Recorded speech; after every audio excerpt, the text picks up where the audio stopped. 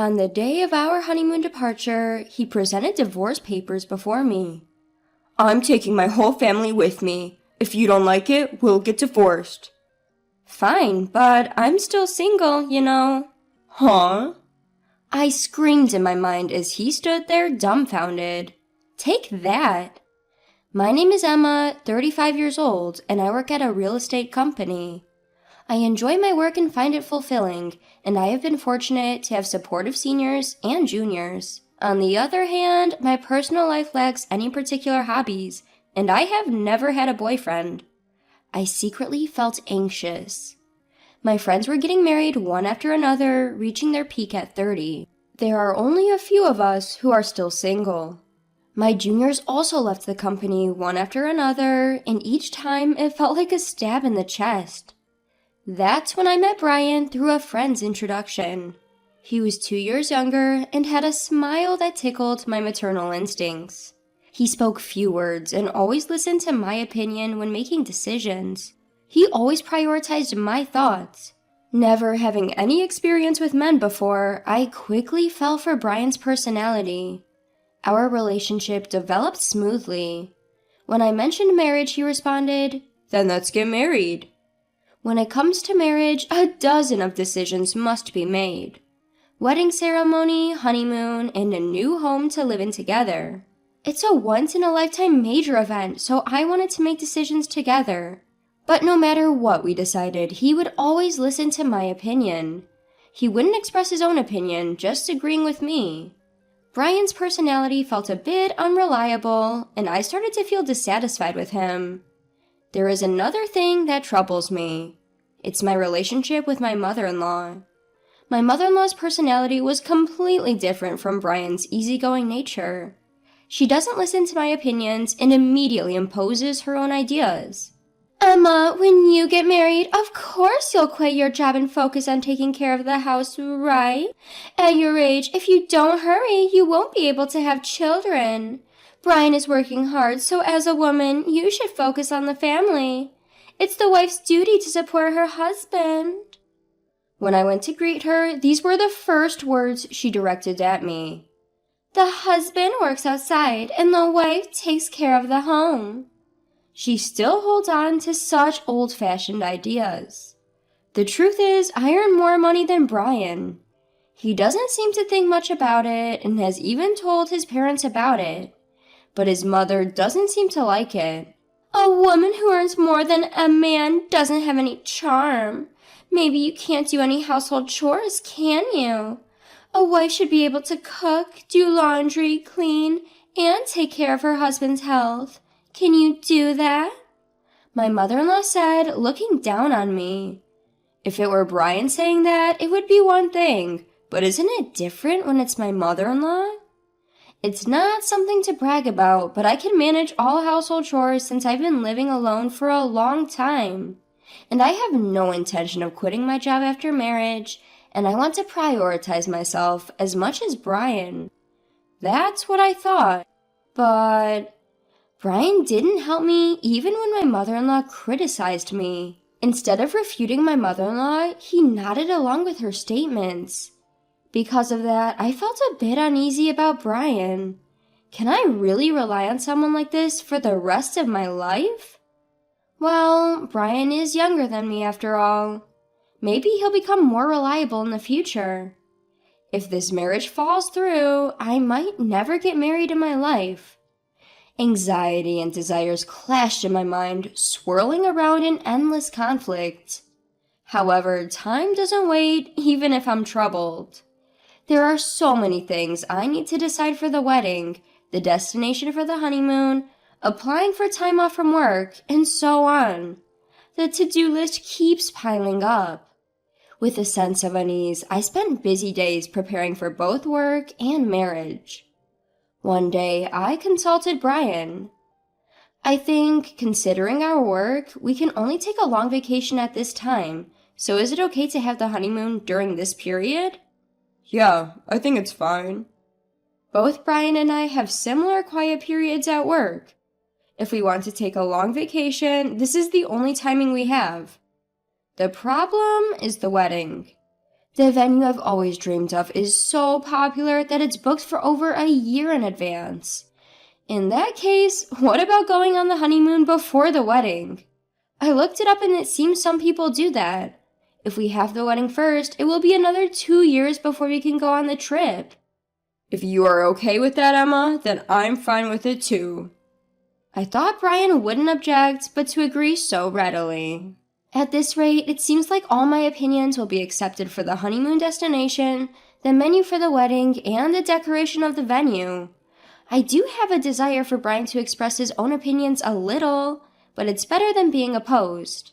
So, whenever I found a moment, I continued to progress with the preparations for the honeymoon and the wedding. In the end, we decided to go to Europe for the honeymoon. I debated until the last minute between Hawaii and Europe, but Hawaii is close by, and I'm sure there will be another opportunity to go there. So, I chose to take a trip around Italy and France, experiencing the picturesque streets and delicious cuisine. I also wanted to explore the stylish accessories and maybe buy some commemorative tableware since it's the start of a new life. After considering various schedules and destinations, I completed the application about a month before the tour. By that time, I was completely excited. After all, it's my first overseas trip. It's impossible not to feel thrilled. My mind became filled with everything related to Europe, from buying the necessary items for the trip to planning our activities at the destination. Because of that, any dissatisfaction I had with Brian had completely disappeared. As the honeymoon approached 1 week away, Brian suddenly brought up a conversation. Emma, I have a favor to ask. A favor? That's unusual. I wonder what it could be. It's rare for Brian to ask me for something. Could it be about the trip? Did he find a place he wants to visit? What is it? What's wrong? I asked, filled with anticipation, and he innocently made the request. I want to go to Champs-Élysées when we're in Paris. Mom really wants to go there. What? My mother-in-law? Wait a minute, what do you mean? I couldn't catch up with this sudden situation, but Brian replied as if it were obvious. Huh? Since everyone is going, we'll all be together even during the trip, right? What do you mean by everyone? It's a honeymoon, so it's obvious that it's just me and you, the two of us going. But my mom thinks it's normal for the whole family to go. First of all, I only made reservations for 2 people, you and me, Brian. The tour deadline was 7 days ago, so today is the last day to register. Regardless of whether we go together or not, I only booked for 2 people, so there's no way we can go. If you ask the travel agency, they can figure something out. As I was dumbfounded by his statement, the intercom in the house rang. On the intercom screen, I saw the figure of my in-laws. Without caring about my surprise, my in-laws entered the house carrying a large number of bags. Ignoring my objections, my mother-in-law's eyes sparkled as she announced, I thought I'd leave the luggage here, since we are leaving soon. I'm so excited. Then Brian said, Just leave the luggage here, and started leading my in-laws into the room without my consent. Wait a minute! I tried to stop him in a hurry, but my mother-in-law stared at me sharply. Oh, what is it, Emma? I hope you're not suddenly saying, I don't want to go together now. I didn't agree to go together in the first place. I immediately retorted, but my mother-in-law paid no attention, saying, You heard it just now, didn't you? But Brian always thought we would go together with you, right? In response to my mother-in-law's flattering question, Brian replied with a simple, Yeah. Taking advantage of his affirmation, my mother-in-law began to deny me. It's normal for the husband's parents to go on the honeymoon. Don't you have such common sense? I hope you won't have any unpleasant experiences during the trip being with you. Since it's a special honeymoon, we want to make good memories, right? I'll make sure to drill common sense into you during this week before we go on the trip. It's supposed to be a special honeymoon? Drilling common sense into me? It felt like everything was being ruined. I clearly felt my blood boiling. Mother-in-law, this is a honeymoon, you know? Normally, it's supposed to be just the husband and wife going, right? I desperately held my ground. If I continued to listen to my mother-in-law's side, it would affect the future. I wanted to avoid that at all costs. However, my mother-in-law stubbornly refused to compromise. Not only that, she started to deny me. The husband's parents are supposed to go on the honeymoon together. It's just common sense. I can't believe you dislike being with us. I thought we would become a family, but our common sense is different. You don't like me and nothing seems to match. How sad. As if she had been hurt herself, my mother-in-law lowered her eyebrows in an artificial manner. The end of her words, how sad, contained an underlying smirk. I was convinced that she was deliberately trying to trap me. That's how certain I was. Even Brian, without questioning, began to blame me based on my mother-in-law's words. Emma, what the hell? They're my parents. It's okay to go on a honeymoon together, isn't it? It's impossible. We've already made the reservations for 2 people. Besides, I've never heard of families accompanying a honeymoon trip. I declared, and Brian shouted angrily, as if picking a fight. I never thought you hated my parents so much, Emma. That's it. Just leave for today. He looked at me as if he couldn't believe what he was seeing. As Brian spoke, a wicked smile formed on my mother-in-law's face. Why does he always take his mother's side without listening to his spouse's opinion? Especially at a time like this, I wanted him to support my views. Before I could even react to his words, I found myself pushed out to the entrance. Just before the door closed, I caught a glimpse of my mother-in-law's smug expression. I was left outside, unable to do anything but stand there. Why am I being treated like the bad guy? Why does everything have to be ruined, including this precious trip? Frustration and sadness overwhelmed me, and tears began to flow. A few hours later, I received a message from Brian. I want you to see if it's still possible for them to join the tour. If not, we'll cancel this trip and apply for a tour where all 4 of us can go. Please think rationally. If you reconsider, we can figure it out properly.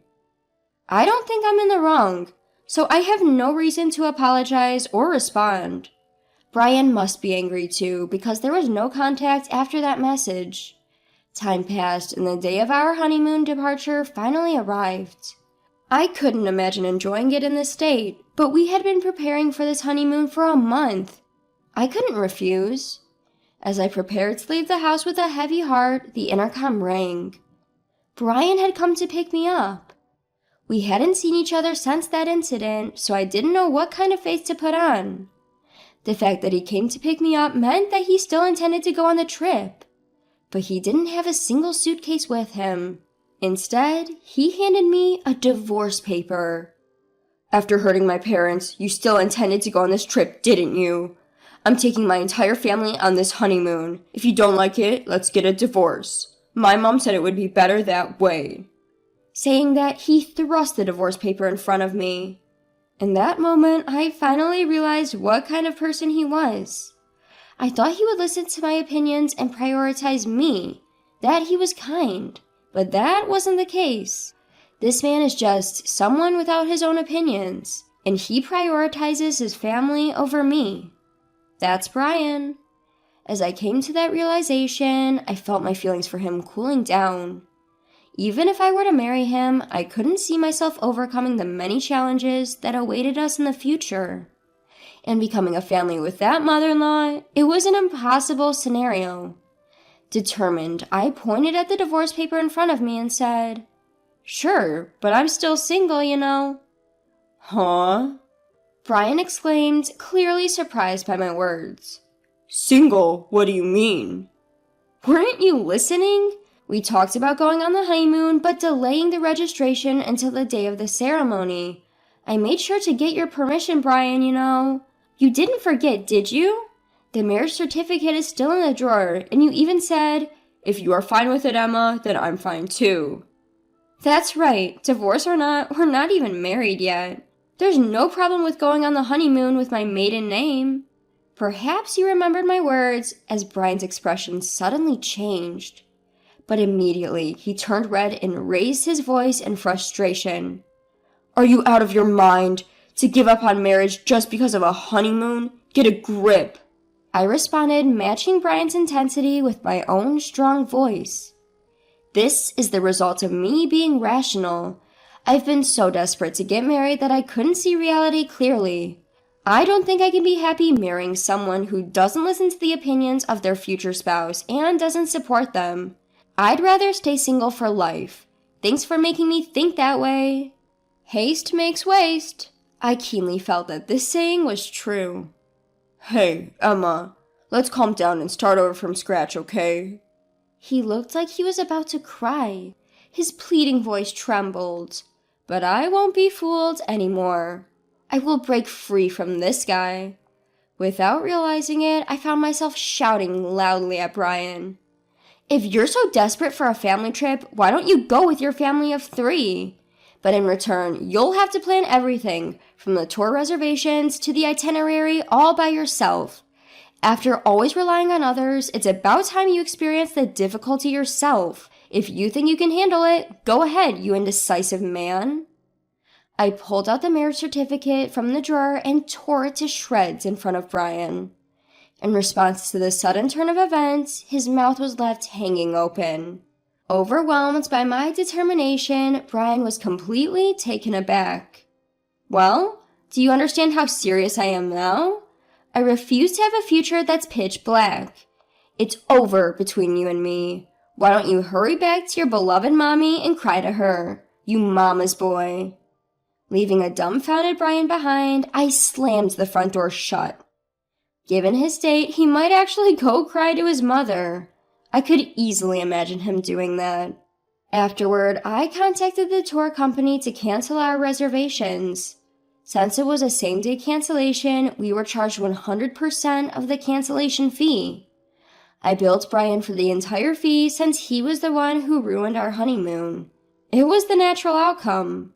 Later, Brian blamed me for the failed marriage and spread rumors about it to those around us. However, it seemed that no one sympathized with him among our relatives and coworkers. Instead, he started to be seen as an unconventional mama's boy due to his past actions and was disliked by many. When I told my parents about the divorce, they were initially surprised, but quickly accepted it. Marriage isn't the only source of happiness. As long as you're happy, Emma, that's what matters. I couldn't be more grateful for my mother's words. As a side note, since then, my hobby has become traveling. I felt it would be a waste to let long vacations go to waste, so I embarked on my first solo trip. Going overseas was a bit difficult, but I enjoyed a relaxing time in historic cities I had always wanted to visit. Wow, being alone is actually quite enjoyable. Thanks to that historical adventure trip, I've started to fully enjoy solo traveling whenever I have time off. On my next break, I'm planning to embark on my next overseas trip. I've begun a life where I won't let myself be controlled by marriage alone.